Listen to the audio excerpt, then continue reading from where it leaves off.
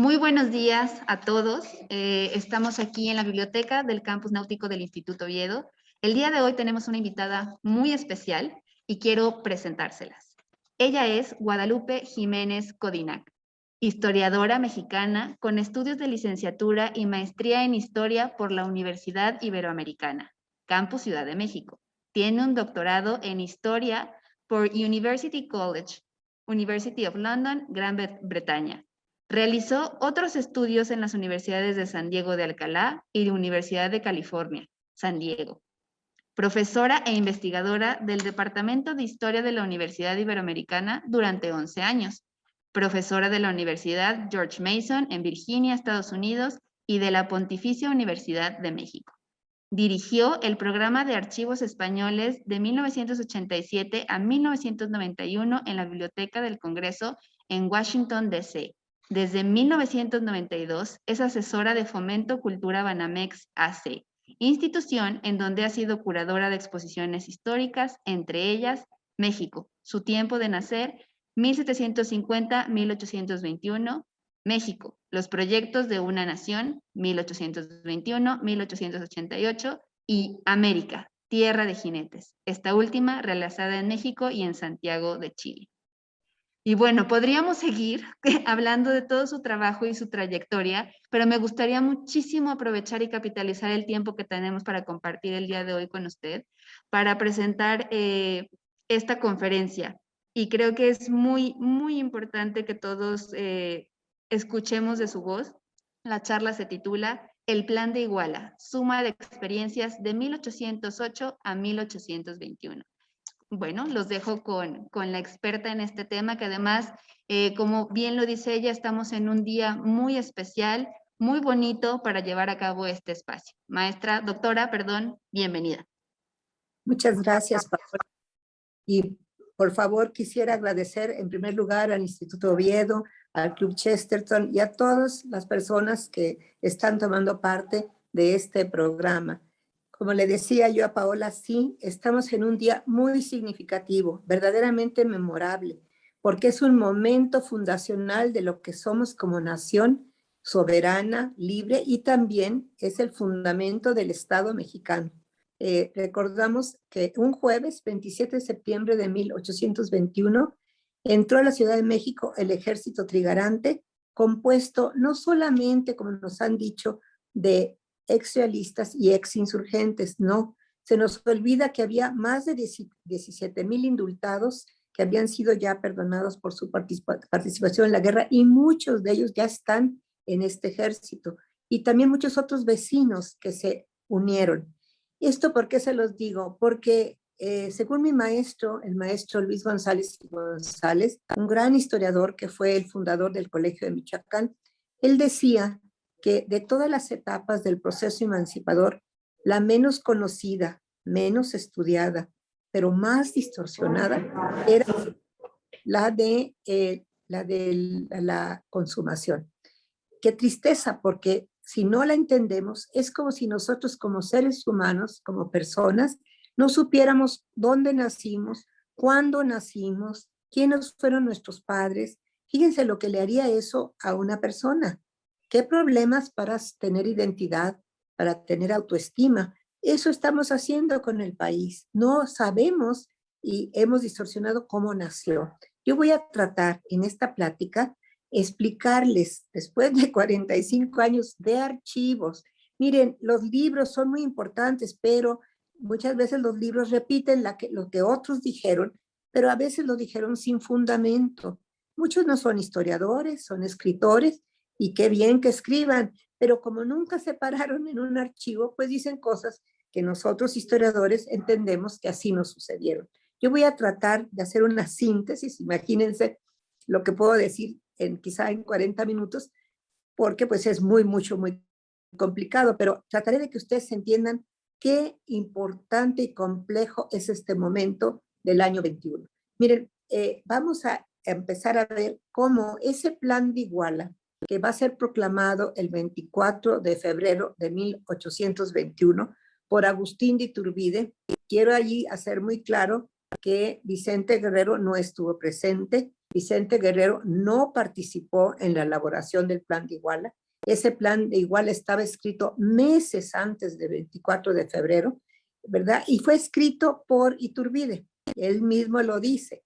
Lo que pasa es que este plan y el movimiento de la consumación se vio, si ustedes quieren, distorsionado precisamente casi al año siguiente de que se inició este movimiento. En 1822 apareció un librito que yo más que libro le llamo libelo, porque lo hizo una persona que no era de la Nueva España, él venía de Guayaquil, lo que hoy es la República del Ecuador, se llamaba Vicente Rocafuerte, un republicano pero radical, que tenía rasgos que no eran tan comunes para el nuevo hispano, porque era muy anticlerical, antirreligioso, cosa rara en un nuevo hispano.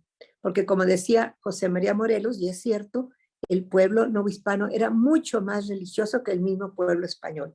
Aquí se tenían estos valores muy firmes. Este joven, yo no lo culpo, él era así, había viajado mucho tiempo por Europa, se ve que tenía muchas posibilidades, pero pasa como exhalación por la Nueva España, y ahí los enemigos de Iturbide, ya en el año 22, ya había bastantes enemigos de él, sobre todo los que estaban en contra del imperio, le piden que escriba una obra en donde de alguna manera impida, porque quieren que la publique en Estados Unidos, para que Estados Unidos no reconozca el imperio mexicano, y le escribe, se llama Bosquejo Ligerísimo de la Revolución de México, desde el grito de Iguala hasta la proclamación de Iturbide.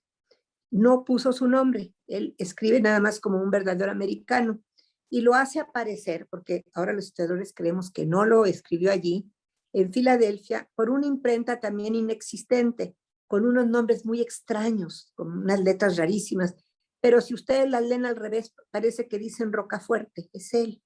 Y está escrito, o aparenta estar escrito, en ese año de 1822. Bueno, a él le debemos la mayoría de los inventos que todavía hasta la fecha las van a oír.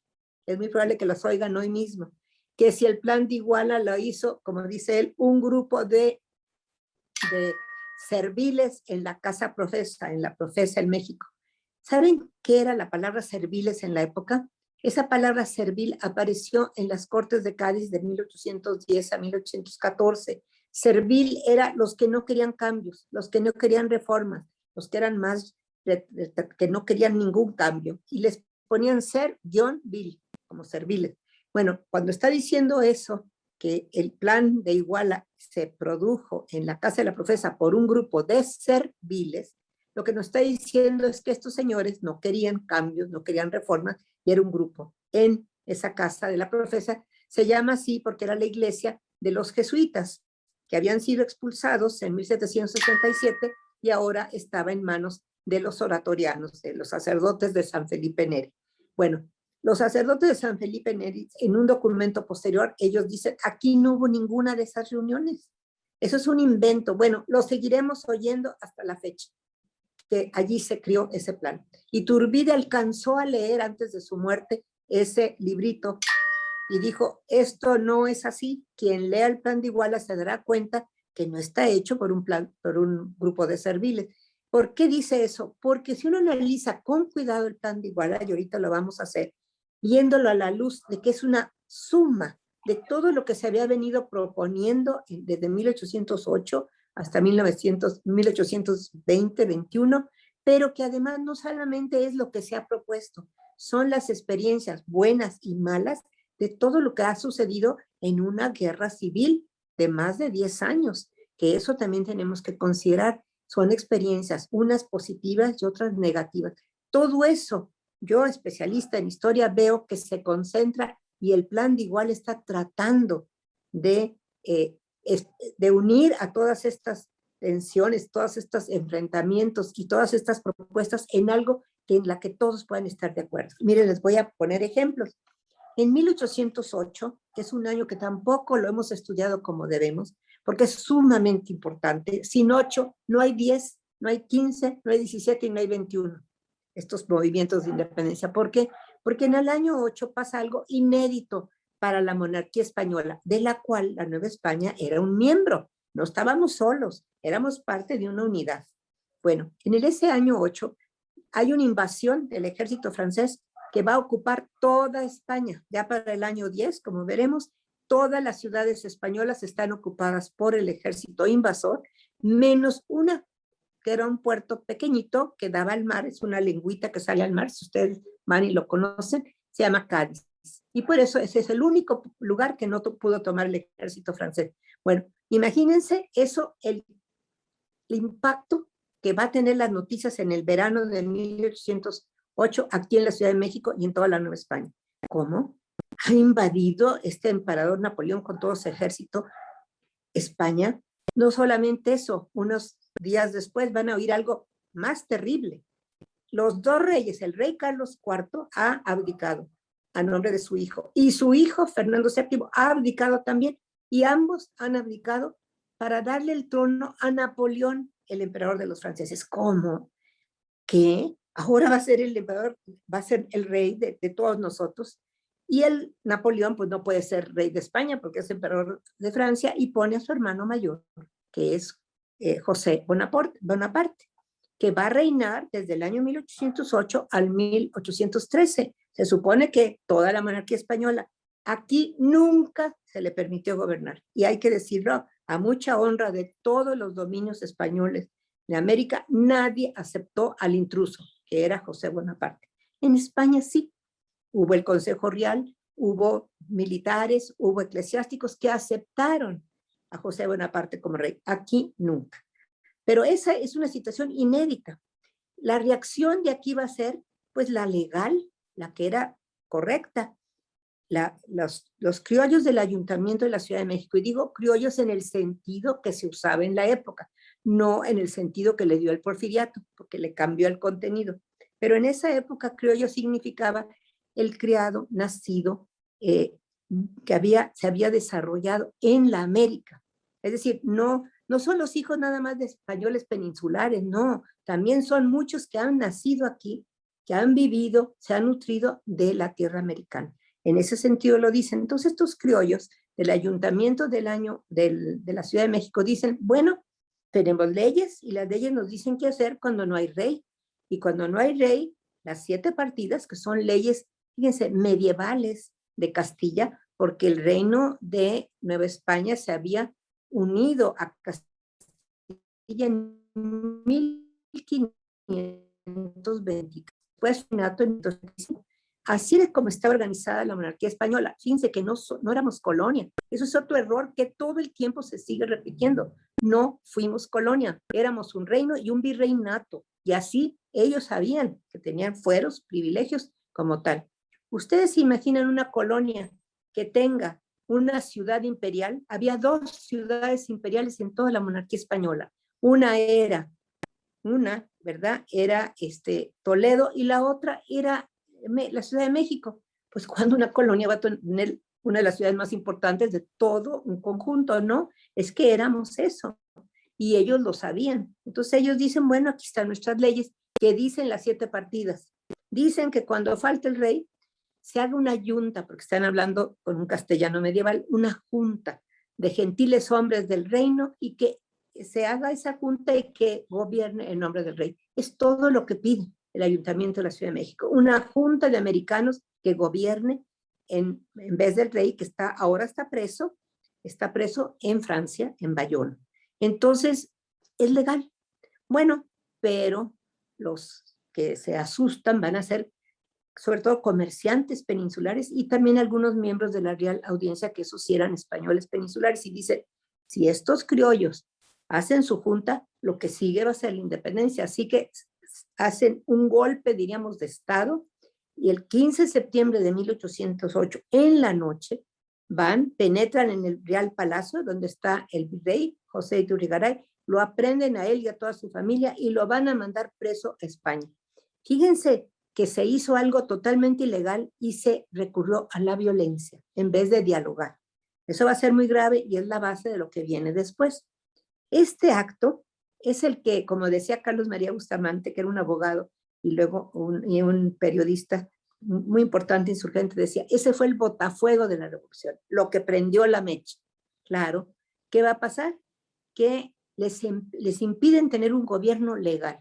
Y fíjense bien, de esa noche, del 15 de septiembre, que entre 11 y 12 de la noche fueron al Palacio del año 8, hasta el viernes 14 de septiembre del año 10, que llega el nuevo virrey, ahora sí enviado por España, 2 años, la Ciudad de México no tuvo gobierno legítimo. Por lo tanto, la Nueva España tampoco tuvo un gobierno legítimo. Cuando ustedes después oigan que después de la insurrección de Dolores se oye el grito, muere el mal gobierno, no están hablando de España.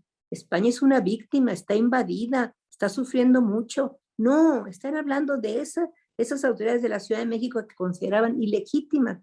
Después ya se van a enterar que ya llegó el virrey nuevo, pero llegó, pues casi diríamos unas horas antes de la insurrección ocurrida en Dolores. ¿Ven? Bueno, de ese momento, ¿saben qué tenemos en el plan de Iguala? La necesidad de la creación de una junta.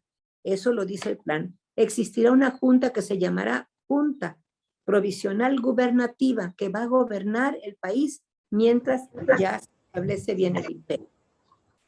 Y además, allí hay un personaje muy importante, Juan Francisco de Azcárate, uno de los miembros del ayuntamiento. Saben, él fue apresado por haber defendido esa posición y por haber defendido la soberanía popular. Lo apresan y lo tienen preso. Él va a aparecer después en la Junta Provisional Gubernativa que establece el plan de Iguala. Va a ser uno de los miembros del primer gobierno nacional de este país. Establecía esa junta por el plan de Iguala y por Iturbide. Ahí está Azcárate. Y está otro de los miembros que apoyaron y que también fue perseguido y se le abrió una causa, que es el Marqués de Rayas. Es un noble de Guanajuato, minero, que está acusado de ser el más terrible de todos los corifeos de la revolución. Vean, están ahí y vuelve este señor a aparecer en 21 como miembro de la Junta Provisional de 1821. Vamos viendo que esa propuesta se realiza otra vez en 21 y estas personas que fueron de los importantes que la promovieron vuelven a estar en 21. Vámonos al año 10. ¿Qué pasa en el 10? Bueno, para empezar, la conspiración importante no se dio en Querétaro y menos en Dolores. Miren, yo que tengo aquí ya en la ciudad de San Miguel 29 años, ¿saben por qué me vine? Porque cuando empecé a revisar los documentos en el Archivo General de la Nación y otros archivos, pues me di cuenta que lo de Dolores y lo de Querétaro era un accidente, pero ¿dónde estaba todo lo que había preparado esta insurrección? Estaba en San Miguel. Y cuando me di cuenta que estaba en San Miguel, me vine a vivir aquí, porque los historiadores tenemos que confirmar lo que los documentos nos dicen, a ver si pudo ser cierto. Nosotros no podemos hablar sin pruebas. Cuando ustedes oigan un discurso lleno de adjetivos, pónganle un signo de interrogación, no lo crean. Cuando hablen de puros rumores, de tendencias o modelos políticos o propaganda, tampoco le crean. Unas señales cuando hay muchos adjetivos no es fiable, porque los documentos nos dicen otra cosa. Nos hacen ver que hay hechos, unos están probados y otros no. Ese es nuestro trabajo.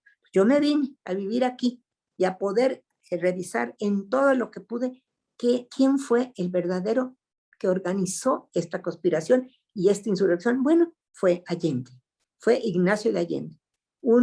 No era militar de carrera, era un vecino de una familia muy importante de origen vasco, porque Allende es un nombre vasco, y él vivía, donde ustedes saben, ahí al lado de la parroquia. Bueno, pues en esa casa él era el quinto hijo. Este jovencito se va a entrar a la milicia. La milicia no es ser el ejército regular. Pueden ser vecinos que siguen con su trabajo en la hacienda, en el rancho, en molinos o lo que hagan, pero que tienen les dan cierta formación militar. ¿Ven? Pero no son militares de carrera. Bueno, pues él era uno de esos. Era un capitán de un regimiento de caballería. Por eso les decían dragones. A los que montaban a caballo en el ejército les decían dragones. Y él es del regimiento de dragones de la Reina, que es de milicia, y ahí es capitán.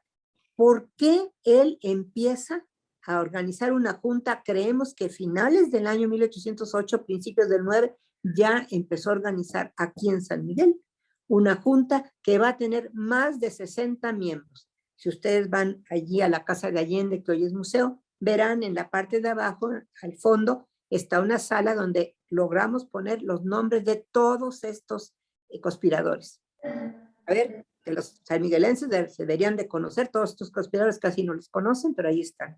Hay militares, eclesiásticos, hacendados, vecinos, de todo, ¿verdad? Artesanos, todo hay ahí.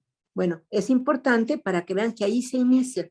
Y en esa junta, en una reunión, estando estas personas reunidas, yo casi calculo que fue en la sala de estrado del propio Ignacio Allende, porque es una sala grande donde cabían los 60.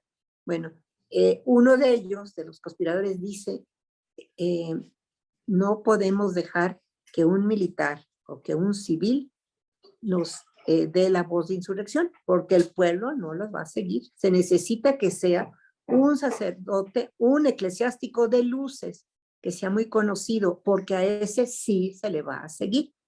Tenía razón. Y entonces Allende dice, bueno, aquí muy cerca está el padre Miguel Hidalgo, que es párroco, cura párroco de Dolores. Les quiero advertir que cura párroco es lo que es verdaderamente un cura. Cuando ustedes dicen los curas se fueron a la revolución, están mal. Cura no es igual a ser sacerdote, solo los que tienen parroquia son curas, nada más. Había 1117 parroquias en toda la Nueva España y había 7000 eclesiásticos. ¿Cuántos de ellos eran curas párrocos? Son los que tenían parroquia, 1117. Todos los demás son sacerdotes, son eclesiásticos, son clérigos, bueno, son curas, aunque así les digamos, está mal. Cura párroco es el que tiene parroquia. Bueno, allí estaba Miguel Hidalgo. ¿Y por qué lo conocían tan bien? Bueno, Miguel Hidalgo era muy conocido de ellos y más su hermano, el hermano mayor de Miguel Hidalgo, fue cura párroco interino en San Miguel, aquí en la parroquia. Es más, muere allí en 1803 y aquí está enterrado el hermano mayor de Hidalgo en la parroquia y el que hace la misa de funeral es Miguel Hidalgo. Entonces lo conocían muy bien. Es más, él pidió al obispado de Michoacán, acuérdense que San Miguel era parte del obispado de Michoacán, que le dieran la parroquia de su hermano anterior, que había sido Dolores, y por eso se la dan. Y ya en 1804 es párroco de Dolores, 4 hasta el año 10. Es decir, sí lo conocían y lo conocían bien. Y además, Allende añade algo. Dice, además, él es muy conocido de las autoridades administrativas, era muy amigo del intendente Riaño de Guanajuato y era muy amigo de un eclesiástico muy importante en la diócesis de Michoacán, Manuel Abad y Queipo. Los tres se estimaban mucho, pensaban muy parecido, buscaban reformas, mejorar la situación de la Nueva España. Riaño, por ejemplo, el intendente de Guanajuato, en el año 1808 ya había pedido a la Real Audiencia la abolición total de la esclavitud, 2 años antes de que la pida Hidalgo. Es decir, eran sus amigos. Bueno, por eso lo escogen, pero fíjense que lo escogen como vocero de la insurrección. ¿Qué va a suceder? Que a la hora que se recibe una orden de aprehensión, de que encarcelen, que va a llegar de Guanajuato la mañana del 15 aquí a San Miguel. Todavía no llega la de Querétaro, va a llegar primero en la mañana del día 15, sábado 15 de septiembre, una orden de aprehensión. ¿De quién? De Hidalgo, no, de Allende, de Aldama y de Abasolo. Son estos de la milicia que hay orden de aprehensión, porque saben que están conspirando. Bueno, se le avisa, su jefe era Narciso María Loreto de la Canal, que también era conspirador, y le dice, ahí está orden de aprehensión, Ignacio. Bueno, al terminar una ceremonia que hacían en la octava de la Virgen de Loreto, recuerden que la Virgen de Loreto es la patrona de la Villa de San Miguel, y pues allí habían estado todos los miembros de los dragones llevando su capa. A las 5 de la tarde sabemos que sale Allende a ver, va Dolores. Claro, va a avisarle a Hidalgo que a lo mejor ha llegado la hora porque ya hay órdenes de aprehensión. Bueno, está ya, llega, ahí se duerme en la noche. No pasa nada el día 15, por más que ustedes oigan que el grito, que el día 15, eso es ¿saben de dónde viene? Del año 1825, cuando el presidente Guadalupe Victoria hace un decreto que dice, la verbena y las cohetes y todo, lo vamos a hacer desde las 7 de la noche del día 15, y al día siguiente, 16, haremos el discurso en la Alameda, discurso cívico y el desfile frente a Palacio. Eso es un decreto del Guadalupe Victoria. Pero es que no pasó nada. Yo que me he dedicado hora por hora a saber lo que pasó, pues sé que no pasó nada el día 15. Sí pasó en la mañana, tempranito, del día domingo 16. ¿Por qué pasó? Bueno, la corregidora, que sí estaba en la conspiración de Querétaro, pero es una conspiración pequeña, ¿eh? No crean que es muy grande, haber tenido unas 13 personas. La de San Miguel tenía más de 60. Bueno, sí se entera de que hay orden de aprehensión contra los que están conspirando y manda el aviso, pero no se lo manda Hidalgo, se lo manda Allende. Si sabían quiénes estaba organizando todo. Y llega esa persona y no lo encuentra, ya se ha ido a Dolores.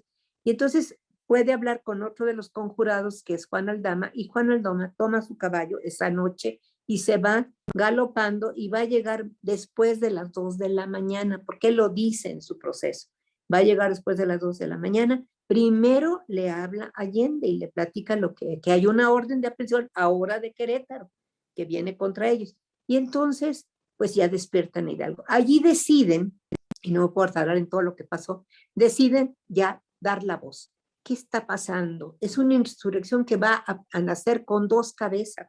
¿Quién la imaginó? La conformó, apalabró a todas las gentes, mandó comisionados por todos lados, porque esa Junta de San Miguel mandó comisionados a Salamanca, a Zacatecas, ¿cómo se llama? A San Luis Potosí, a Veracruz, estaban en contacto con la Ciudad de México, con Valladolid y otros sitios más. Había una red, no creen que estaban solos, todos tenían ligas. Bueno, dicen, pues les avisamos a todos los que hemos enviado a los comisionados, y ahí interviene Hidalgo y dice, ya no hay tiempo de llamar a los comisionados, a todas estas partes. Ya no queda otro, y eso lo cuenta Aldama en su proceso, que dice que dijo Hidalgo, ya no hay más remedio que ir a coger gachupines. ¿Por qué dice eso? Porque uno de los propósitos de esa reunión de esta insurrección era tomar rehenes, tomar presos a españoles peninsulares, no iban a tocar a ningún otro, ni a criollos, ni a mestizos, ni castas, ni negros, ni indios, nadie, eso sin tocado. Eran solo los rehenes peninsulares. Y se los iban a llevar presos, ¿para qué? La idea era ir a la Ciudad de México y decirle al nuevo virrey, que ya sabían que había llegado, señor, aquí le damos a estas personas a cambio de que nos deje hacer nuestra Junta de Americanos que no nos permitieron hacer. Esa era la idea original. Tampoco se levantaron contra España. Si ustedes ven las primeras proclamas, no es eso lo que está diciendo, y no sabemos qué fue lo que dijo en el supuesto grito. Yo siempre he dicho, esto es una metáfora, es decir, dio la voz. Sí, ha de verdad una arenga, es decir, les habló, pero lo que creemos que dijo no está por escrito en ninguna parte, pero por las primeras proclamas que ellos dan, creemos que les dijo algo semejante a esto. Señores, peligra el reino de la Nueva España, los franceses pueden invadirlo, nunca lo permitiremos. Es decir, es un levantamiento, fíjense, en nombre del rey, pobre rey, está preso, por eso van a gritar viva Fernando VII, y van a gritar muere el mal gobierno. Acuérdense que ellos tenían una mala idea del gobierno de la Ciudad de México, y además van a decir viva la América. Todavía no hablan de México como México, todavía no podían, no existía esta nación México como nación. La Ciudad de México sí, había los mexicanos, casi siempre se referían a los que vivían en la Ciudad de México, pero no había una nación todavía llamada México. Ellos le llaman la América o la América septentrional, es decir, la América del Norte, eso era. Bueno, así se levantan. ¿Qué tiene el plan de Iguala? Lo mismo va a pedir, sí, la independencia, ahora sí, nada más que el plan de Iguala la pide absoluta. Tampoco el plan de Iguala va contra el rey, también acepta la presencia del rey en esta nueva país que será monarquía constitucional. La insurrección de 10 no es antimonárquica, ¿no? Es, como dice muy bien ya Allende cuando está preso y le dicen que él es reo de alta traición. Dice, no, en todo caso soy reo de alta lealtad, porque nosotros nos levantamos por Dios, por la patria y por el rey. Sí, así se levantaron. Miren, este tipo de procesos históricos van siendo según las circunstancias, no nacen igual y terminan igual porque van cambiando las circunstancias. En ese momento España es víctima, España no es la enemiga, ni puede mandar contingentes, regimientos españoles a pelear. ¿Cómo? Si está ya que apenas puede contra los franceses. Tan es así que si ustedes leen El Despertador Americano, el primer periódico insurgente que aparece en Guadalajara en diciembre de 1810 y termina, porque tiene solo poquitos números, en enero de 1811, ya no va a salir después, dice, nosotros somos los verdaderos españoles, vamos a libertar a España de los invasores y no vamos a dejar que vengan aquí. Esa es la idea. Ellos creen que están defendiendo a la Nueva España de una posible invasión francesa, porque ya está perdida España, está toda invadida, y también están defendiendo a su rey preso y a Dios. ¿Por qué? Porque tenían la idea, y tenía base esa idea, pues de que los franceses, sobre todo Napoleón, no eran muy respetuosos de la religión. No se nos olvide que Napoleón en 1809 había aprendido, tenía preso al Papa. Ustedes imagínense para la mente de un nuevo hispano, que sus dos principales autoridades, a quienes ellos respetaban profundamente, el rey preso, el Papa preso por este hombre, pues no lo bajaban de anticristo, que era un hombre horrible, y los franceses con él, ¿verdad? Entonces, ese es el contexto en que nace. De eso el plan de Iguala va a sacar esa defensa de la religión, lo mismo. Y también el trono para Fernando VII, igual. ¿Que va a cambiar las cosas? Sí, sí van a ir cambiando. ¿Por qué? En 1812 hay otro tipo de revolución, no violenta, pero importantísima para toda la monarquía española, que va a ser las Cortes de Cádiz. Es decir, un congreso que está recibiendo representantes no solo de la península, allá en Ibérica, sino también de todos los dominios españoles. Miren, un gran especialista, el mejor hispanista que existe todavía, gracias a Dios, y lo conozco muy bien, Sir John Eliot, dice en su obra, una de sus obras, que son muy famosas, que Inglaterra nunca invitó a los colonos angloamericanos de las 13 colonias, que después serán Estados Unidos, a participar en el Parlamento inglés. España sí invita a todos que se hagan elecciones y que vayan de diputados, nuestros representantes americanos, y ellos van a ser parte de las Cortes de Cádiz. Vamos a tener varios novohispanos que fueron presidentes de las Cortes de Cádiz y que además son de los que escribieron y prepararon la Constitución de Cádiz. La Constitución de Cádiz no es solo de España, es de todos nosotros. Allí están las luces y la aportación de nuestros diputados americanos de toda la América española. No se nos olvide. Eso tuvo un impacto aquí muy fuerte, que antes no le hacíamos caso. Ahora ya hay muchos estudios en Europa y aquí que hemos visto que fue sumamente, es la base de todas las constituciones de los países hispanoamericanos. Pues claro, pues la primera que se empezó, que nos enseñó a ser ciudadanos, que dio la ciudadanía a los indios. En 1812, la Constitución de Cádiz le dio la ciudadanía a los indios. ¿Saben cuándo se les dio la ciudadanía en Estados Unidos a los indios? En 1924, en el siglo XX. Fíjense la diferencia.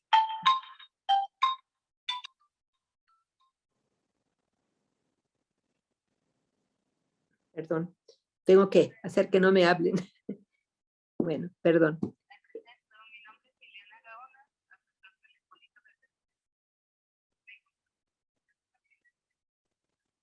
Ay, perdón. Mire, le estoy diciendo eso para que vayan viendo cómo se va a conformar este plan de Iguala con todas estas experiencias.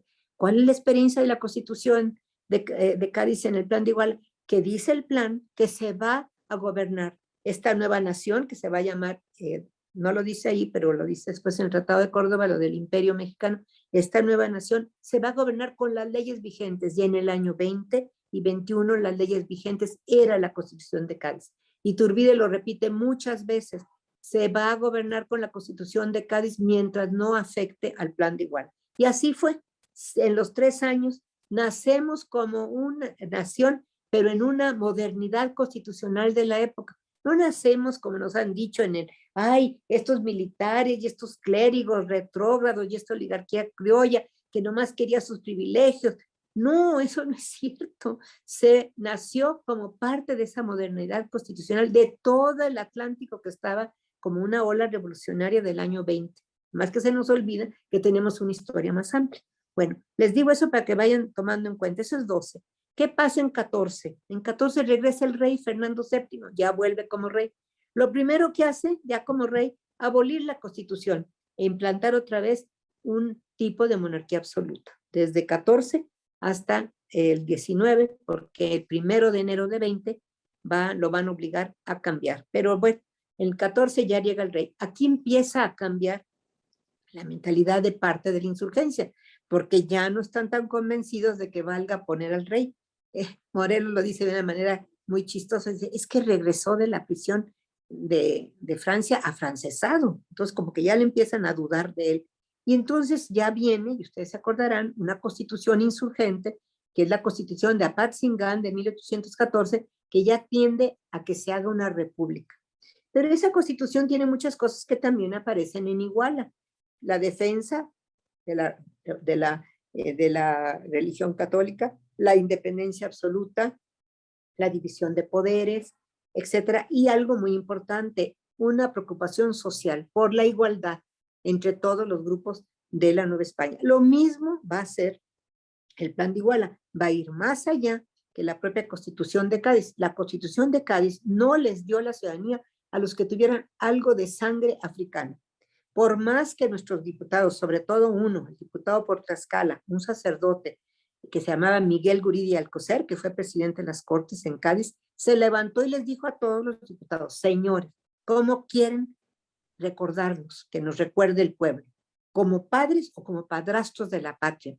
Él insistió en que la ciudadanía se les tiene que dar a los negros también y a los que tuvieran algo de sangre negra, que era una injusticia no dárselo. Y también insistió en la abolición, sobre todo gradual, de la esclavitud, porque era un crimen de la humanidad. Y no le hicieron caso, por eso les dijo eso. Entonces estamos hablando de personas que fueron nuestros diputados allá, que participaron, y no les extrañe que Guridi Alcocer, que por cierto fue muy amigo de Iturbide, es uno de los miembros de la Junta de 1821. Claro, porque ellos, les digo, vienen, esas experiencias están vivas en 21. Bueno, vámonos a 1815. ¿Qué pasó mundialmente en el año 15? Bueno, mundialmente, el 18 de junio de 1815, se da la batalla cerca de Waterloo. No se dio exactamente en Waterloo, pero cerquita de ese lugar. Pero todos lo conocemos con ese nombre. Se acaban las guerras napoleónicas. Perdió Napoleón. Lo aprenden y lo van a mandar a la isla de Santa Elena, que está en medio del océano, un poquito más cercana a Brasil que a África, pero ahí está en medio sola. Ahí lo ponen a este prisionero. Bueno, pero ¿qué pasa? Que los ejércitos de toda Europa están sin chamba, no tienen trabajo, andan los oficiales a media paga o sin paga, vagando porque no tienen trabajo ya.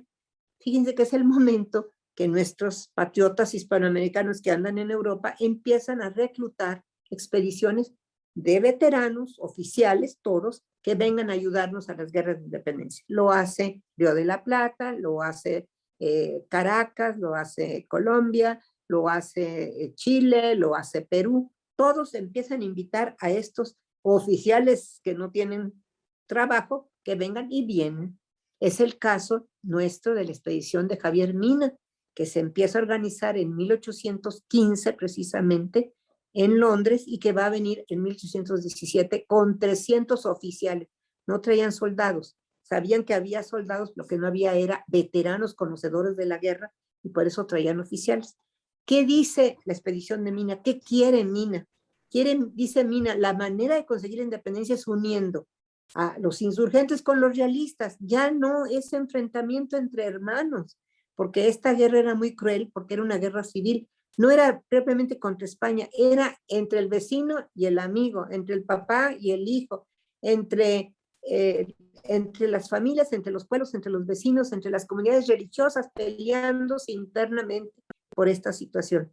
Para que se den una idea, el hijo mayor de José Ortiz de Domínguez fue capitán realista durante la guerra en Querétaro. El hermano de Hidalgo, José María, fue comandante realista de Pénjamo.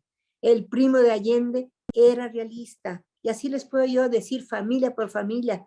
Leona Vicario, que fue proinsurgente, su primo, el hijo de su tutor de ella, donde ella vivía, su tío, porque sus padres habían muerto, se hace insurgente y lo matan durante la guerra contra los insurgentes. Así, estamos viendo las familias divididas. Fíjense qué dolor. Entonces, no se nos imaginemos, porque hacemos muy mal, imaginar que los insurgentes, esos sí son los buenos y los realistas son los malos. Son los mismos, son la misma gente, el hermano, la hermana, el hijo, el papá, el esposo. ¿Ven? Cuidado, porque a veces decimos muchos juicios que no tienen veraz base. Entonces, nada más para que se den una idea, de los más o menos 80,000 personas que fueron del ejército virreinal, 73,000 eran novohispanos, no habían nacido en España, por Dios. Tengan cuidado, pues, cómo hablamos. No es una guerra entre españoles y mexicanos, eso ni se decía. Era interna. Bueno, pues eso, en 15, las cosas van a cambiar. Y además va a suceder algo muy importante, que va a ser ya el inicio de la decadencia, ahora sí, y después de casi diríamos pues de la derrota de toda la insurgencia, la muerte de José María Morelos, que era el que había tenido como más idea, mejor había organizado su ejército, que tenía conciencia social muy importante. Bueno, ¿qué pasa? Que lo aprenden en 5 de noviembre de 1815, le hacen 2 juicios, el juicio político y el juicio eclesiástico, y lo condenan a muerte, y va a morir el 22 de diciembre en San Cristóbal de Catepec. Allí lo fusilan. A la media hora ya está enterrado en la parroquia de San Cristóbal. ¿Por qué se los insisto? Otra de las cosas que ustedes van a oír, y es falso, de toda falsedad, que lo siguen repitiendo, es que todos fueron excomulgados y murieron excomulgados. Ustedes no se acordarán, pero yo sí. Para 2010 hubo una petición de la Cámara de Diputados, no sé si el Senado también, que querían ir a Roma, los diputados y senadores, a decirle al Papa que perdonara y les levantara la excomunión a todos nuestros próceres. Pues yo les escribí inmediatamente, lo publiqué en La Jornada diciendo, ni gasten ni vayan. Ninguno murió excomulgado. Todos se confesaron, comulgaron y murieron dentro de la iglesia. Todos fueron enterrados en lugares sagrados. Hidalgo fue enterrado al pie del altar de la capilla del convento franciscano de Chihuahua, la capilla de San Antonio. Allí, al pie del altar, se puso su cuerpo cuando se enterró, al día siguiente de su muerte. Todos los demás, Allende, Mariano Jiménez, Juan Aldama, en el camposanto de la parroquia de Chihuahua, y Morelos en la propia parroquia a la media hora de haber sido fusilado. ¿Ustedes creen que a un excomulgado lo iban a poner dentro de la parroquia o en el altar? No. Y no nomás eso, en 1823 a los 13 que se consideraron beneméritos de la patria, los sacan de donde están enterrados, los traen con muchos honores por todas las parroquias, y los conventos van pasando desde Chihuahua hasta la Ciudad de México. Por aquí por San Miguel pasan y traen todos los restos de los próceres y los van a llevar. ¿Y saben dónde van a estar enterrados? Más de 100 años, en la Catedral de México. Ahí estaban enterrados. ¿A excomulgados los entierran en la Catedral de México, en el altar mayor? Pues claro que no. Pero vean la ignorancia, vean cómo decimos cosas que ni siquiera por aquí tienen base. Bueno, esto es 1815, 1817, ya quedamos que Mina traía esa idea de unir a los dos, y también Mina venía a defender la Constitución, que en ese momento estaba abolida en España, y él la defiende. Eso también lo tiene el Plan de Iguala, claro, y además va a tener miembros de la expedición de Mina que se unen al ejército trigarante, que después van a ser miembros del ejército mexicano ya independiente. Claro, coinciden en lo mismo. Bueno, ¿qué pasa ya para el año 1820? Y esto es muy importante que lo entiendan. No podemos seguir viendo la historia de México como si solo pasara localmente y regionalmente. Éramos parte de una unidad, les dije, que se llamaba Monarquía Española. Bueno, pues esa unidad tenía costas atlánticas, ¿sí o no? Éramos parte de esta comunidad atlántica. Hay una ola revolucionaria, la de 1820, en todo este Atlántico. Se inicia en España el 1 de enero con el levantamiento de un coronel, Rafael del Riego, y otro también militar, Antonio de Quiroga, que ya no quieren que manden a estas fuerzas España a ir a combatir a insurgentes, en este caso América del Sur, iban al Real de la Plata, a lo que sería después Argentina. Se niegan, no más, ya no más guerra, ya no queremos guerra y menos vamos a ir a combatir a los americanos. Es más, queremos estar en paz, queremos estar con nuestras familias. Y entonces estos militares se niegan absolutamente a ser enviados para América. Y además se levantan para exigirle a Fernando VII que vuelva a establecer la Constitución de Cádiz. Y lo obligan y tiene que restablecerla. Y después dice así muy orondo, yo el primero por la senda de la Constitución, sí, porque la había destruido. Pero bueno, vuelve a haber 3 años de Constitución. Fíjense qué pasa aquí. Ese movimiento de Rafael del Riego tiene un impacto impresionante, no solamente entre nosotros de habla española, sino que va a ser como el modelo para las rebeliones y revoluciones en muchos sitios. En Portugal, en Oporto, se hace una rebelión también igual, y todos piden una constitución como la de Cádiz. Ese es el modelo de la época, porque es la más avanzada en ese momento en Europa. Una constitución liberal, y todos la tienen como modelo. Portugal, Nápoles, Turín, estos lugares de Italia, todos están en revolución buscando lo mismo, buscando una monarquía constitucional con un monarca ya hecho. Lo mismo que va a decir el plan de Iguala.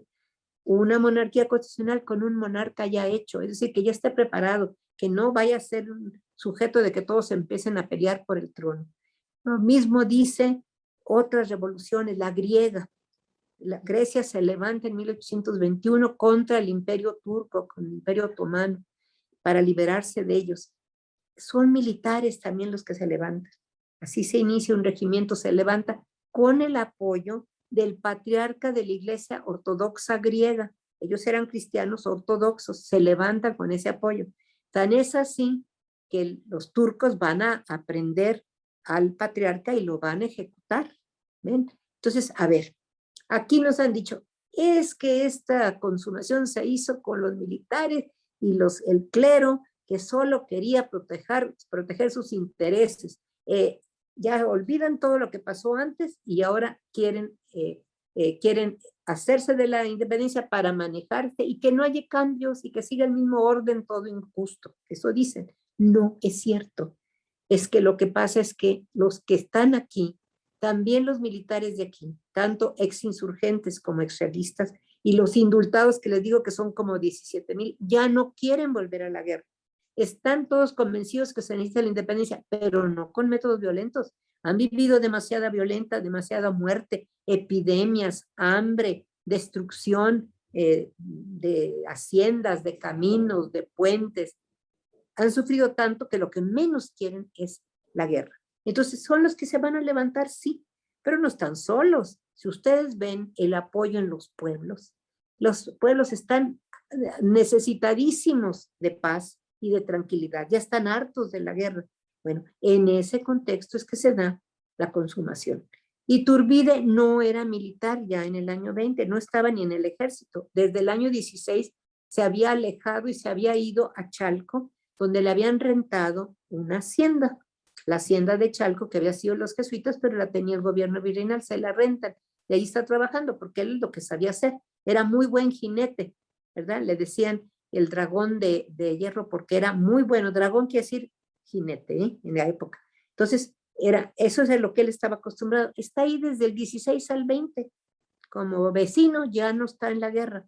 Pero él, desde 1815, le había declarado a otro realista, a Vicente Filisola, que después va a ser un general del ejército mexicano, le ha dicho, qué fácil sería conseguir la independencia si se unen insurgentes y realistas. Estamos enfrentados, pero si estuviéramos juntos, la independencia se conseguiría sin sangre. Ya lo está diciendo en 15. Por eso no nos extrañe que esa idea de la independencia la tenía clara. Se espera, pero cuando pasa lo de 20 y empieza él empieza a oír, porque él tiene correspondencia, tiene un amigo, un padre que se llama José Antonio López, que había sido su capellán cuando él fue coronel de milicias en Celaya, y este era su capellán. El padre José Antonio López estaba en España entonces, y le estaba mandando las noticias de lo que pasaba en Nápoles, lo que pasaba en Portugal, lo que pasaba en Grecia, en los ducados alemanes que estaban también en ebullición, lo que hasta los decembristas rusos, todos ellos querían una constitución y un rey ya hecho. Eso es lo que van a pedir. Fíjense, Grecia, por ejemplo, cuando logra la independencia, ¿qué hacen? Se trae una familia alemana y lo colocan como rey a esa familia. Lo mismo va a hacer Bélgica cuando logra ganar la independencia.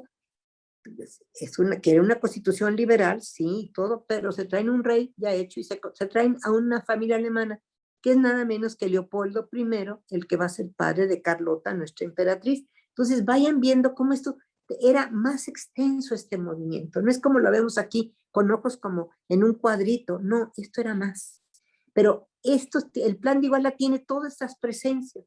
Cuando uno lo analiza con mucho cuidado, dice, bueno, como que es un plan de todos estos que no querían reformas, y aquí vemos que además están las personas que lo llevaron a cabo, ¿verdad? Fíjense, ¿quién está en el plan de Iguala? ¿Quién está en el gobierno de Iturbide? Dos de los que escribieron la Constitución de Apatzingán, la Constitución de insurgente de la época de Morelos, que fue una constitución con tendencia republicana. ¿Saben quiénes son? Son el padre José Manuel de Herrera, que era muy cercano a Morelos, era tutor y cuidaba del hijo de Morelos, de Juan Nepomuceno Almonte. El mismo Morelos manda a Herrera que lleve a este niño a que estudie en Nueva Orleans porque le da miedo que pueda morir en una batalla, y allá lo lleva este padre. Es también el enviado por parte del movimiento insurgente que va a tratar de conseguir apoyo, armas, barcos, voluntarios a Estados Unidos, pero le va mal porque además no le mandaron recursos, ya lo andaban corriendo del hotel en Nuevo Orleans donde el pobre estaba porque no le mandaban dinero y no podía pagar. Finalmente tiene que regresarse sin conseguir mucho apoyo. Pero esta persona tan cercana a Morelos, autor también de la cuestión de Apatzingán, ¿saben a quién lo nombra Iturbide? Lo hace el ministro de Relaciones Interiores y Exteriores del Imperio Mexicano. Y el que le sigue en el ministerio, su, diríamos, viceministro, es nada menos que Andrés Quintana Roo, otro insurgente muy cercano a Morelos, que estuvo con Morelos cuando Morelos escribió Los Sentimientos de la Nación, y él dejó un testimonio de cómo los escribió, que era esposo de Leona Vicario, otra insurgente. Bueno, él va a ser miembro del gabinete de Iturbide. Y si les puedo dar muchos nombres que se le van a unir al ejército trigarante. Miren, con la trigarancia se unen los hermanos Rayón, tanto Ignacio como Ramón López Rayón se unen miembros del Congreso Insurgente, Alás, Argándar, ya les dije estos otros dos, como Quintana, como Herrera, se une, por supuesto, también se va a unir Nicolás Bravo, se van a unir muchos más de lo que nos han dicho, ¿verdad? Entonces, lo que pasa es que fue un momento de decir, queremos la independencia, pero no con métodos violentos. Eso ya no más. Ha sufrido demasiado el pueblo.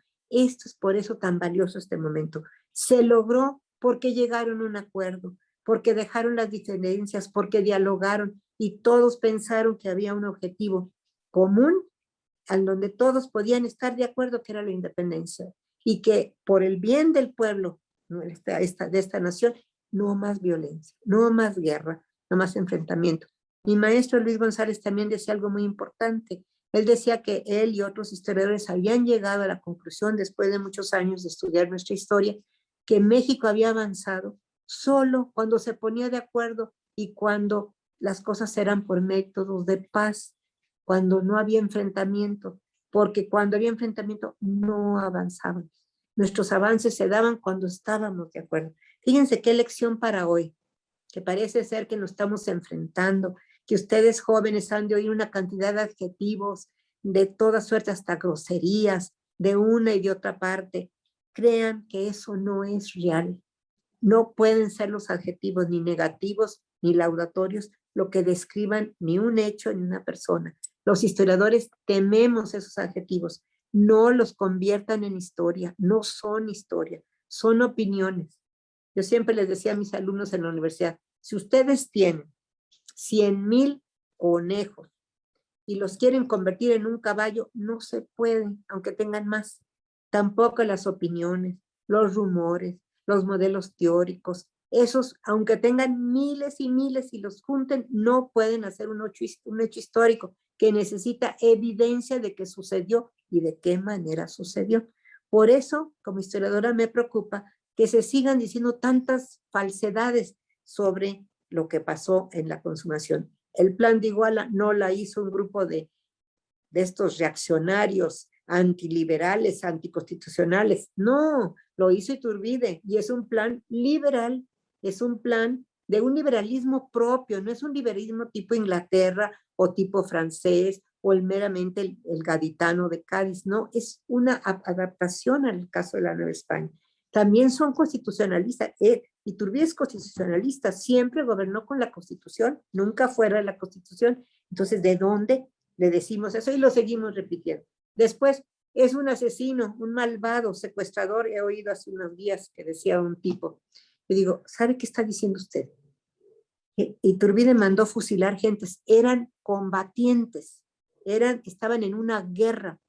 La diferencia es que no mandó a matar civiles. Estaba yo leyendo ayer un señor diciendo que Iturbide había fusilado mujeres por ser esposas de intendentes, no es por era de insurgentes. Lo que hizo Iturbide en el Bajío fue llevar a las casas de recogidas, que eran casas para mujeres, llevar allí a mujeres que eran esposas de importantes insurgentes, y allí las puso, sí, para a ver si los maridos se entregaban, pero no las fusiló, por Dios. ¿Ven? Esas son exageraciones y mentiras. Ahora, yo me pregunto, él no mandó matar civiles, pero ¿qué hizo Hidalgo? En Valladolid mandó matar 80 civiles, no eran combatientes. ¿No habían hecho algo malo? No, nomás los mandó matar, porque eran europeos. ¿Qué hizo en Guadalajara? Mandó matar a cuchilladas para que no se oyera durante las noches a las afueras de Guadalajara a más de 350 que tampoco eran combatientes. Entonces, a ver, espérense, ellos sí, él está muy bien, pero el otro que mandó matar combatientes, cuidado. Entonces somos muy injustos. Miren, yo como historiadora me preguntaba qué le pasó a Hidalgo. Si era un sacerdote, era un teólogo, conocía el derecho canónico, sabía que estaba prohibidísimo para un sacerdote no solamente matar, sino apresar a nadie. Está muy, muy castigado. Eso no se puede hacer un sacerdote. Y yo decía, ¿qué le pasó? Cuando él está en prisión y le hacen un interrogatorio, le preguntan, oiga, ¿por qué manda a matar a toda esta gente? ¿Por qué no les hizo siquiera un proceso para saber qué habían hecho? Dijo, pero ¿para qué si todos eran inocentes? Él sabía que eran inocentes. Y le dicen, bueno, ¿qué le pasó? Si han de haber estado como yo diciendo, ¿qué le pasó a este sacerdote? Se enloqueció, se volvió loco. ¿Cómo puede dar órdenes así? Y él dice algo que a mí me pareció muy interesante. Dice, me dio una especie de frenesí. ¿Saben qué hace un historiador cuando ve eso? Pues yo me fui a todos los diccionarios de la época que habían sido publicados para entender qué entendían en esa época por frenesí. Y me di cuenta que en esos diccionarios, antes de 1810, frenesí dice locura. Ah, dije locura. Y luego me puse a investigar más. Saben que el hermano chico, Manuel Hidalgo, que era un brillante abogado en la Ciudad de México, más chico que Hidalgo, muy capaz, murió loco en año 1809. Saben ustedes que la hija de su sobrina de Hidalgo, la hija del comandante realista de Pénjamo, que era su hermano, José María, ella también, la sobrina, muere loca. Entonces me pregunté, ¿habría algún problema en la familia? ¿De veras le pasó a él algo de una especie de locura? Como él dice, me dio una especie de frenesí. Pues yo creo que sí. Y no es que lo esté queriendo demeritar, yo sé que tuvo méritos, pero también era un ser humano que puede caer en situaciones y en errores y en actos que no pueden ser justificados. Entonces yo digo, ¿por qué con Iturbide hemos sido tan injustos? No se le reconozca su labor. Lo último que acabo de leer hace unos días, he dicho en las... No, él no hizo la independencia, lo hicieron muchos. No sé por qué se le da tanto lugar. Sí, sí la hizo. A él se le debió. Él ustedes pueden ir a los archivos, hay muchísimos documentos sobre Iturbide, más que de todos los demás. Miren, no solamente en México, están en muchos sitios. Yo he estado en Estados Unidos, en la Biblioteca del Congreso están los Iturbide Papers. Hay documentos en Georgetown, en la Universidad Jesuita, hay documentos en la Universidad Católica de Washington también. Hay documentos en Inglaterra, muchos. Yo revisé 23 archivos en Inglaterra. Hay documentos en Liorna, en lo que hoy es Italia. Hay muchas que no los conoce el público. Pues mientras no los conozca, será siendo injusto. Les digo esto pues para que pensemos, hay que ver nuestra historia con otra mirada. Una mirada no de juez, sino tratar de comprender a esas personas y a ese momento, pero con lo que pasaba en la época, con el sistema de valores que tenían. Miren, cuando se ataca a Iturbide y a la consumación, porque fue, según ellos, de puros fanáticos, muy religiosos, como que defensa de la religión católica comunica, pues ¿qué se van a espantar? Así era el principio del siglo XIX, no lo digo yo, lo dicen historiadores muy famosos, como un historiador alemán, todavía joven, que ha escrito un libro estupendo sobre la cultura del siglo XIX y dice, la religión en el siglo XIX era parte de lo que fundamentaba la identidad de los países, era muy importante en todos estos movimientos revolucionarios, no se puede separar.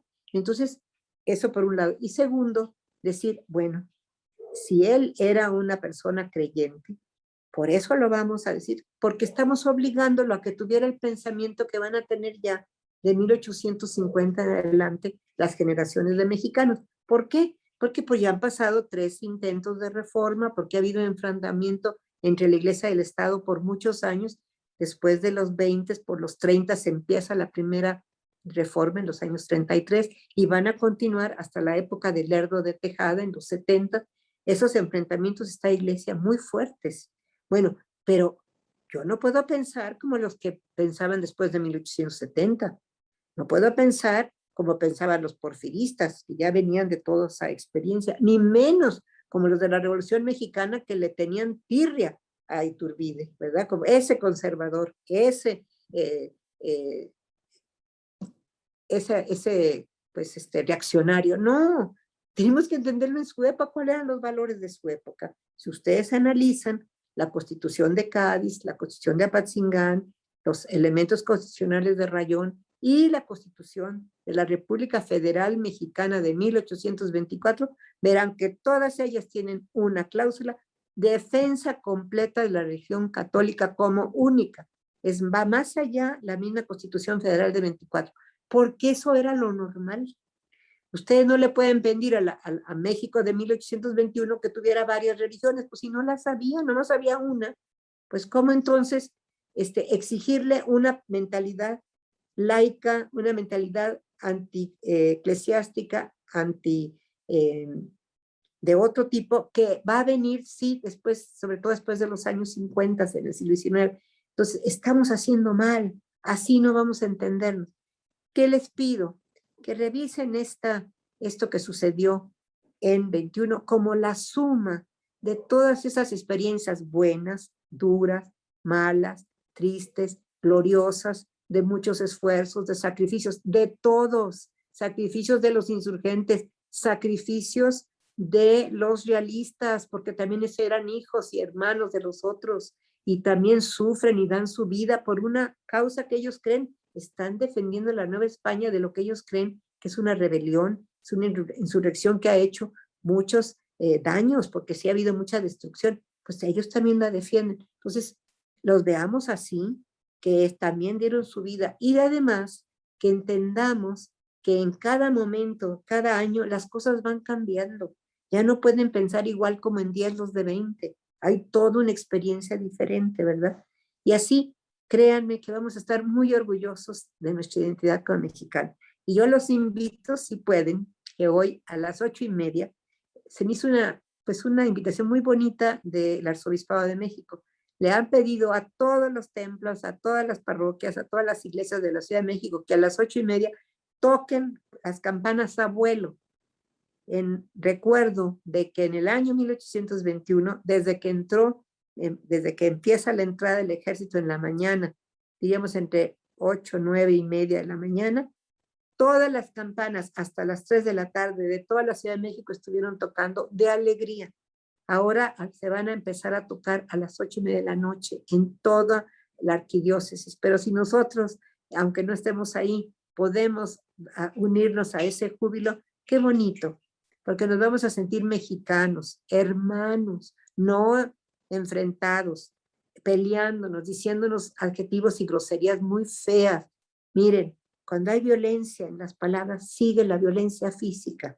Esa es la tragedia de estarnos enfrentando. Y eso sí se los pido y con mucho cariño. Pues muchas gracias.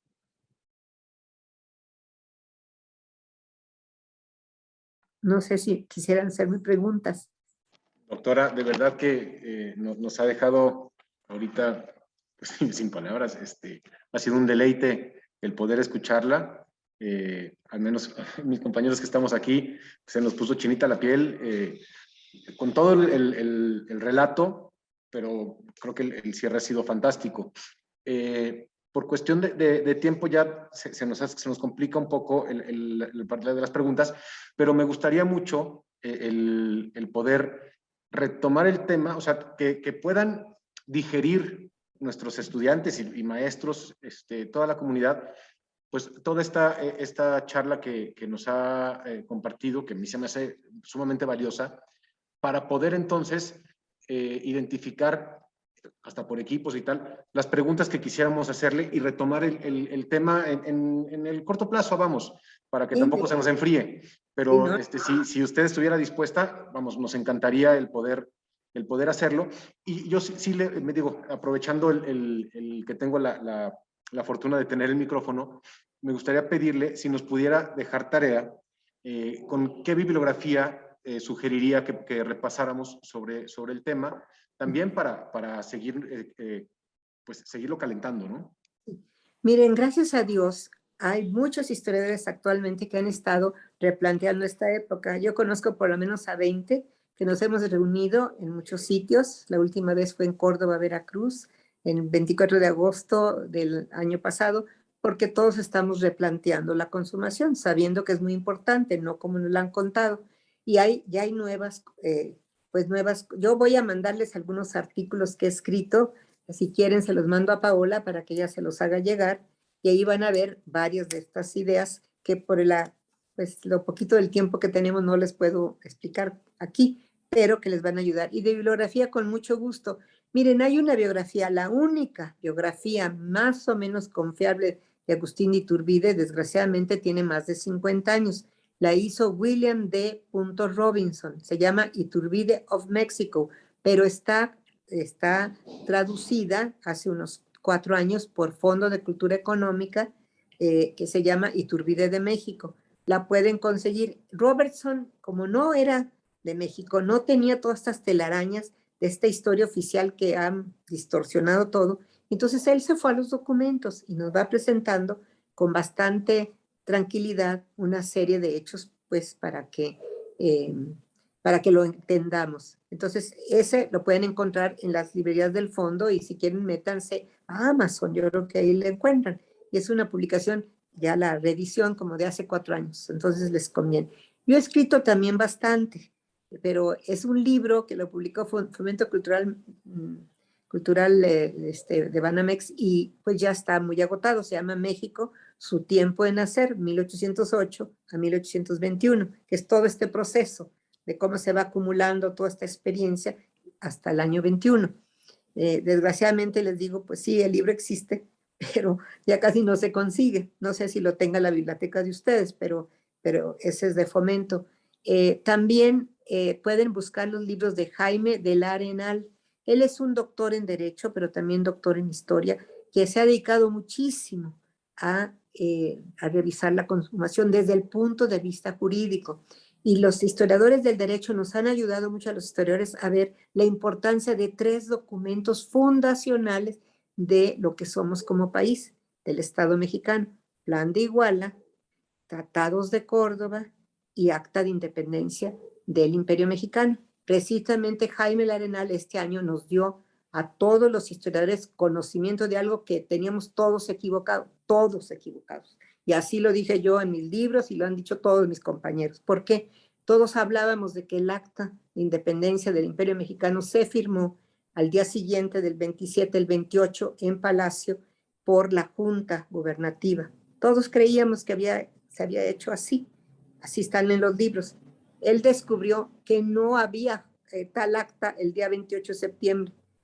Se hizo una comisión para llevarla a cabo, se nombró a 4 personas, sabemos ya por él quien descubrió, quienes la hicieron y presentan la propuesta hasta el 2 de octubre y se firma entre el 2 y el 5 de octubre.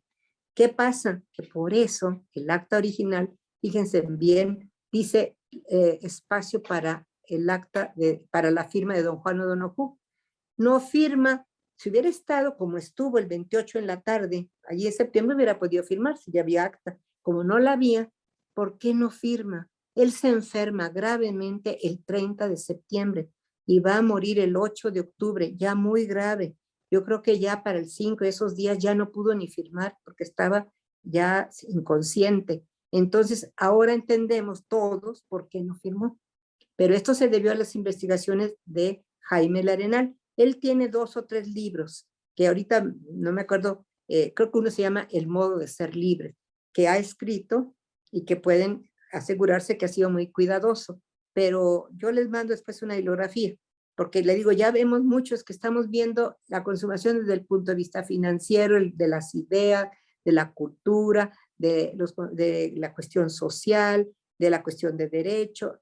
Somos muchos que yo espero que este año empiecen a salir nuestras obras, que todos hemos entregado escritos para estos libros, todavía no han aparecido. El propio Fomento Cultural Banamex, a donde yo trabajo, pues va a sacar un libro con más de 45 trabajos, y entre ellos 8 están dedicados a este tema, ¿verdad? Por supuesto, yo hice 2 de esos, uno sobre la consumación en sí, lo que significó, y otro sobre las mujeres y los niños, y la consumación, porque hay una cosa que se nos olvida, fíjense qué grave, más de la mitad de la población en 1810 son mujeres, más de la mitad es menor de 16 años, y más de la mitad es indígena. ¿Y qué les pasó?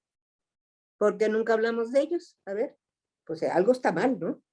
Sigo, es más de la mitad de la población, claro que estuvieron allí. Unos participaron, pero la gran mayoría fue víctima de la guerra, ¿sí o no? Pero eso tiene efectos en una población, ¿no? Entonces también en eso hemos estado insistiendo de tratar esos temas, ¿verdad? Entonces, con mucho gusto, ¿te parece?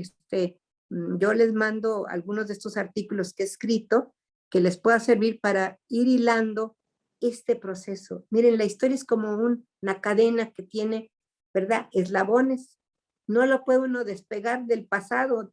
El pasado no está muerto, aunque nos digan que el pasado está muerto, que ya no nos acordemos. Pues nosotros como hablamos, como comemos, como pensamos, pues somos resultado de ese pasado. ¿Sí o no? Como mexicanos, y miren, hay que estar muy orgullosos, es un país maravilloso, un país con todos los mestizajes del mundo, no solamente indígenas y españoles, es muchísimo más amplio nuestro mestizaje. No lo digo yo, me lo dijo un doctor especializado, que son de los investigadores del genoma mexicano, que lo han estado haciendo, y me decía, no sabe, doctora, todo lo que nos hemos encontrado, nos imaginábamos, pues sangre indígena y sangre española, no, está todas las sangres del mundo. Le dije, claro, fíjese usted geográficamente cómo estamos situados, somos el paso entre 2 grandes océanos que unen la gran parte del planeta, ¿sí o no? Pues así, tenemos todas esas sangres, todas esas presencias, que debemos de conocerlas como enriquecimiento, nos enriquecen, ¿verdad? Miren, si nosotros nos entendiéramos, nos comprendiéramos, nos aceptáramos con un pasado de sombras y de luces, porque los seres humanos esos somos, y nos vamos transformando, les aseguro que tendríamos un gran sentido de identidad y de amor a este país. Si nos seguimos enfrentando, tú eres malo, tú eres villano, y yo soy bueno, y soy héroe, eso no es cierto. No es cierto. No es así la historia. La historia es de seres humanos complejos, que dudan, que a veces pensaron A y luego piensan Z, el mismo ser humano. Nosotros los encuadramos este es bueno, este es liberal, este es conservador. ¿Qué estamos diciendo? No tenemos idea. Así no somos los seres humanos, ¿sí? Y la historia no trata más que de seres humanos, ¿verdad? Entonces, si andamos inventando, imaginando, por eso nosotros no podemos basarnos en ficción. Los historiadores tenemos que ser muy serios. Ustedes tienen todo el derecho de decirme, a ver, maestra o doctora, me prueba esto, pruébeme. Yo te tengo que explicar y enseñar la evidencia. Y si no la tengo, decirte, mira, hasta aquí hemos llegado, nos falta conocimiento sobre este tema, no hemos encontrado pruebas, ¿sí? Esa es nuestra obligación.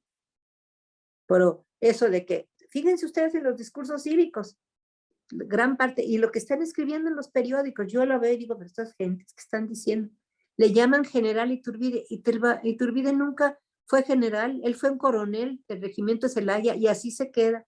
Cuando sus subalternos en el ejército trigarante que él funda, le dicen, usted va a ser el general, dice, no, yo soy el primer jefe, nada más. Y eso es lo que acepta, ser primer jefe del ejército trigarante. ¿Eh? Entonces yo cuando veo el general Iturbide, digo, este seguro no sabía lo que pasó, ¿verdad? Porque ahí yo me doy cuenta, ¿no? Vestía de frac, pues frac no había en 1821, es una casaca, ¿no? Ya cuando me doy cuenta de que no manejan la época, porque el historiador manejamos hasta los colores posibles, las palabras posibles en una época. La palabra líder no existía. Pues yo no puedo hablar de líder de la insurgencia porque esa palabra entra al español a principios del siglo XX. Pues, ¿cómo voy a decirle eso? ¿Ven? Eso es el cuidado que un historiador tiene que tener de cómo hablaban, qué contenido le daban a las palabras, ¿no? Hay todo un grupo de colegas míos que a mí, yo siempre me lo discuto, porque ahora creen que ni Allende, ni Hidalgo, ni Morelos, ellos no sabían lo que era independencia, ¿no? ¿Cómo iban a saber? Ellos creían en una autonomía, porque pues hablaban del rey como que independencia, como si fuera, que fuera contradictorio, ¿no? Todos los movimientos que les platiqué de revolución griega, revolución portuguesa, revolución en Nápoles y en todos sitios, en la revolución belga, todos buscaban un rey, ya hecho, les decía yo, no está en contra de una revolución de independencia. Ah, no, pero estos, ¿saben qué está detrás? Yo eso me di cuenta en Estados Unidos. Hay una manera de pensar en Estados Unidos que piensa que los mexicanos no pudimos ser independientes hasta que no tuvimos las instituciones que ellos tenían. Si no fuimos República Federal, entonces no fuimos independientes porque no entendíamos la independencia, ¿ven? ¿Cómo yo, mexicana, voy a aceptar eso? Claro que sabían. Yo cuando veo que desde el año 8, Fray Melchor de Talamantes, que es amigo de los miembros del ayuntamiento, hace una propuesta, habla de independencia. Yo les decía a mis colegas mexicanos que andan con eso de que no entendían que era independencia, solamente querían una autonomía. Les digo, díganme, en todos sus años de que han visto documentos, ¿cuándo encuentran un documento que mencione autonomía? Y se quedan callados. Yo les digo, yo tengo 45 años de revisar documentos de la época, nunca he encontrado esa palabra, aunque es una palabra griega que puede existir, pero no se aplica. Y cuando estaba jovencito, cuando regresa de este Allende que viene de Jalapa, donde se habían reunido en 1807 muchas milicias, y viene muy molesto por lo que le hicieron al virrey Trigaray, que lo apresaron estos particulares, escribe en uno de sus cuarteles, independencia, cobardes criollos. No dice autonomía. Y todo el tiempo que habla y que anda, como dice la palabra, gente está hablando de independencia. Todos ellos mencionan la palabra independencia. Ah, no la entendían. Si no fuimos República Federal como Estados Unidos, pues no éramos independientes. ¿Les parece justo que seamos tan ingenuos de pensar que si no pensamos como aquellos, no somos, pues de que fuéramos qué, ¿verdad? Es decir, no tenemos una propia libre albedrío, tenemos que ser como los otros para ser, no. Entonces, esas tendencias, cuidado muchachos, miren, están influidas por posiciones en otro país que a veces se creen superiores a nosotros, ¿no? Los pobres mexicanos no entendían lo que era, hasta que fueron como nosotros, entendieron. ¿No es cierto? ¿No? Les digo, yo he tenido muchas hasta discusiones en Estados Unidos con eso. Les digo, no. Nosotros no, porque una colega mía que me dijo, escribió en la American Historical Association en su boletín, que nacimos como República Federal. Le dije, estás muy equivocada. nacimos como imperio mexicano constitucional. Ah, no, dice, eso es una opinión. Ustedes, hasta que no fueron república, no fueron independientes. Digo, no.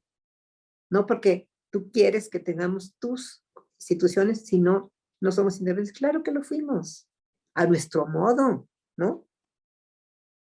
Y miren, no es tan loco en ese momento pedir un imperio. Pónganse a pensar, el 5 de mayo de 1821, ¿quién murió?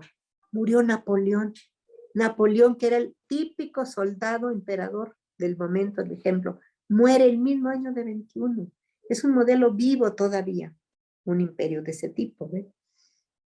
No está. Y el año 22 se establece el imperio Brasil, que va a durar hasta los años 70 y con éxito. Pues no es una locura. Nosotros somos los que lo hacemos locura porque no entendemos la época, ¿no? Miren, a los historiadores a eso le llamamos presentismo. Es como inyectar al pasado, inyectarle preocupaciones del presente, feminismo, ecología, lo que ustedes quieran, estudios de género. ¿Por qué le vamos a pedir a Colón que tenga una mentalidad ecológica, como decía? En 92, en un libro que circuló mucho por Estados Unidos, es acusado de criminal ecológico, ahora de genocida porque murieron muchos en el Caribe. ¿Y ustedes creen que él sabía que traía microbios? ¿Ustedes sabían que él sabía lo que era la ecología? Pues claro que no. ¿No les parece totalmente injusto juzgarlo por eso? Pues eso no lo puede hacer un historiador.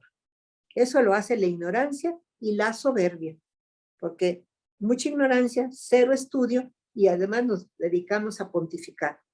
No, no hay derecho a llamar a Colón, y por eso a mí me duele lo que ha pasado con la estatua. Colón es parte de nuestra historia. El Paseo de la Reforma, cada sitio de las glorietas estaba hecho para personajes que tenían que ver con nuestra historia, no con inventos. ¿Ven? No podemos estar destruyendo lo que somos, nomás porque ya no me gustan, ¿no? O yo pienso de otra manera. Pues, ¿sabes qué? Tú no le puedes exigir eso. A mí me pasó en Chile, cuando llevé la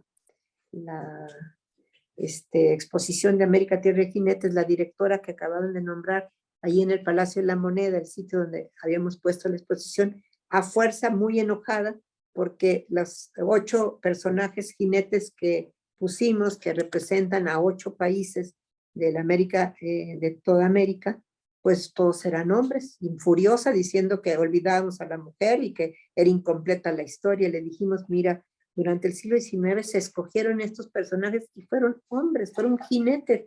No hay ninguna amazona que represente un país. ¿Qué quieres que hagamos? No, pues tiene que haber una mujer. Pues no puedo cambiar la historia. No, si estuvimos a punto de ni siquiera abrir la exposición por esa exigencia de que afuera tenía que haber mujeres que representaran países. Yo no puedo cambiar la historia por el capricho de alguien, ¿no te parece? Y en esa situación estamos ahora. Exigimos al pasado ideas, tendencias, modas que ellos no conocieron, ¿no? Información que ellos no tuvieron. Entonces, pues no, eso no es saber historia, ¿verdad? Totalmente de acuerdo, doctora. Y de ahí, justamente de esa inquietud ha salido pues la estrategia del instituto y el gran esfuerzo por ir pues desmitificando diversas etapas de la historia. Tuvimos ya un coloquio con el doctor Duverger sobre Cortés. Estamos también en un ciclo de conferencias sobre el análisis geopolítico de la etapa colonial con el maestro Ismael Carballo. Ahora esta gran charla con usted, que pues será el inicio seguramente de pues un mayor diálogo, ¿no? Respecto a la etapa pues del nacimiento de la independencia. Entonces, créame que bueno, todo lo que está usted diciendo nos hace total sentido, ¿no? Y que estamos seguros de que podrá generar tanto en toda la comunidad, ¿no? Tanto en maestros, estudiantes y padres de familia que puedan ir siguiendo esta charla, pues la inquietud para seguirnos documentando y pues no inventar una historia a nuestras creencias, sino pues basarnos, como usted dice, en los hechos y en los documentos. De verdad, muchísimas gracias. estamos muy contentos de poder haber contado con su participación y más porque sabemos que pues, esto rendirá más frutos en el corto y mediano plazo. Muchísimas gracias a usted. Nos vemos. Hasta luego.